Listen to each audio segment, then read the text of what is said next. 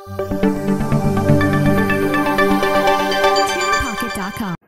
बच्चों, रदरफोर्ड ने अपने एक्सपेरिमेंट शुरू किए जे थॉमसन के एटॉमिक मॉडल को टेस्ट करने के लिए। उन्होंने ये चेक करने की कोशिश की कि जो जे थॉमसन ने बताया है वो सही है भी कि नहीं है ना। तो इस तरीके से डिस्कवरी हुई न्यूक्लियस की, न्यूट्रॉन की नहीं, न्यूक्लियस की डिस्कवरी हुई। तो बहुत ही फेमस एक्सपेरिमेंट है रदरफोर्ड का, जो बहुत बार पूछा भी जाता है। तो इस टॉपिक को मैं दो पार्ट में डिवाइड करूंगा। एक होता है एक्सपेरिमेंटल सेटअप और दूसरा होता है ऑब्जर्वेशन। तो आखिर इन्होंने एक्सपेरिमेंट में क्या किया, थोड़ा सा देखने की कोशिश करते हैं। सबसे पहले क्या किया, इन्होंने एक बहुत ही थिन गोल्ड की फॉइल ली, बहुत ही थिन सी गोल्ड की फॉइल ली। इनका यह मानना था कि ये इतनी थिन फॉइल ले रहे हैं जो कि एक एटम के डायमीटर के बराबर है, जो कि सच में पॉसिबल नहीं था।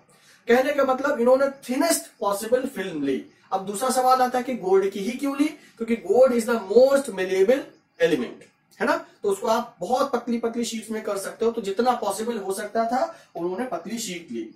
दूसरी चीज इन्होंने जो ली वो था हीलियम न्यूक्लियस या अल्फा पार्टिकल या हीलियम न्यूक्लियस, जो कि क्या होता है, जो कि होता है पॉजिटिवली चार्ज। हीलियम, ये हीलियम है, ये न्यूक्लियस हो गया, और ये हो गया लेड का बॉक्स पीबी, ठीक है। तो अभी हमने इसको बंद करके रखा हुआ है। हीलियम न्यूक्लियस इन्होंने यूज किया, ठीक है।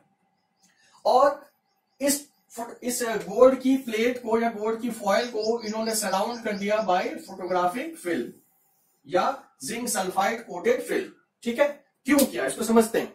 भाई जैसे आप अभी देखिए, आप अपने मोबाइल से जब फोटो खींचते हैं तो 1 सेकंड में रिएक्शन खत्म हो जाती है, उधर लाइट कैप्चर हुई और फट से रिजल्ट मिल गया। लेकिन इन द मीन टाइम क्या हुआ वो तो आपको पता ही नहीं लगता है ना, यही चीज तो है। तो इन द मीन टाइम क्या हुआ ये कैसे पता लगेगा, कि जब ये ऑब्जर्वेशन को रिकॉर्ड करेंगे तभी तो पता लगेगा। तो इस ऑब्जर्वेशन को रिकॉर्ड करने के लिए इन्होंने क्या किया, ये फोटोग्राफिक प्लेट लगा के रखी। एक्सपेरिमेंट शुरू किया, ये शटर खोला, यहां से अल्फा रेज निकली होंगी, ठीक है। और ये कुछ तो यहां पर हुआ होगा, अभी नहीं पता, डिस्कस करेंगे। तो ये 1 सेकंड में एक्सपेरिमेंट हो गया इनका खत्म। ये पूरा पीछे तक ले लीजिए, ठीक है, ताकि आप समझ पाए, ठीक। तो ये 1 सेकंड में एक्सपेरिमेंट हो गया खत्म। लेकिन जब इन्होंने इसको ऑब्जर्व किया, इन फोटोग्राफिक प्लेट्स को जब इन्होंने ऑब्जर्व किया, तो इनको 3 मेजर फाइंडिंग मिली। तो अगर ऑब्जर्वेशन की बात करते हैं, तो इनको 3 मेजर फाइंडिंग्स मिली। पहली फाइंडिंग ये थी कि बहुत सारी रेज जो थी वो एकदम अनडेविएटेड पास हो गई। बहुत सारी रेज थी जो अनडेविएटेड पास हो गई, है ना। तो इन रेज से क्या पता लगता है, इन रेज से पता लगता है कि एटम में बहुत सारा एम्प्टी स्पेस है। भाई खाली है तभी तो एकदम अनडेविएटेड पास हो गई, कुछ होता तो इधर उधर तो डेविएट करती, है ना। दूसरी टाइप की जो रेज मिली, जिनका डिफ्लेक्शन 90% से ज्यादा था या 90% था। कुछ रेज तो ऐसी भी मिली जो एकदम बाउंस बैक कर गई। तो अगर उन रेज से क्या पता लगा, जो रेज बाउंस बैक कर गई उनसे ये पता लगा कि एटम के सेंटर में कोई हाईली पॉजिटिव चार्ज प्रेजेंट है, भाई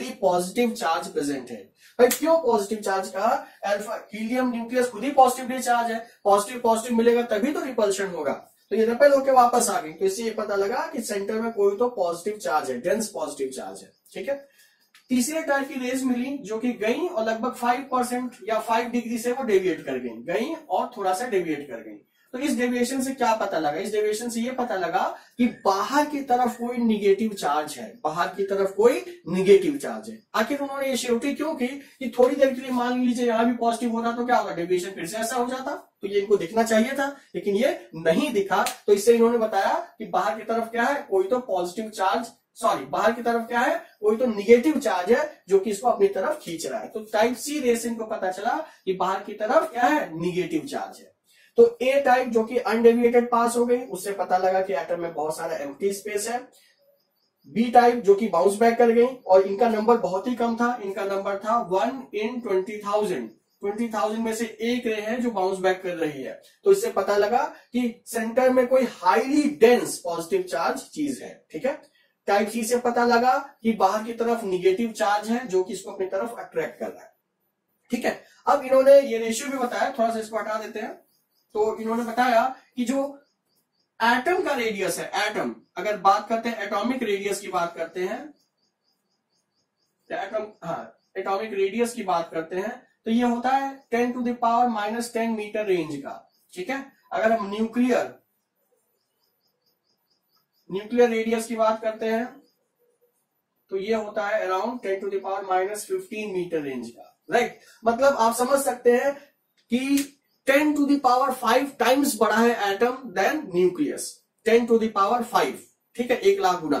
ये तो मतलब हुआ ना, 10 के आगे 1 के आगे 50, ये तो मतलब हुआ ना। तो अगर आप एक एनालॉजी देखें तो अगर क्रिकेट ग्राउंड है उसको पूरा एटम मान लीजिए, तो जो क्रिकेट की बॉल होगी वो क्या हो जाएगी, एक न्यूक्लियस हो जाएगी। ये डिफरेंस है। अगर आपको एग्जैक्ट रेडियस निकालना है, रेडियस ऑफ न्यूक्लियस,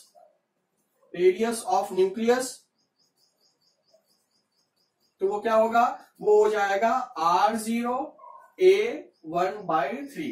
R0 की वैल्यू होती है 1.33 इंटू 10 टू द पावर -15, और A का मतलब हो जाएगा, A हो जाएगा आपका एटॉमिक मास, राइट। तो इस तरीके से आप किसी न्यूक्लियस का रेडियस भी फाइंड आउट कर सकते हैं।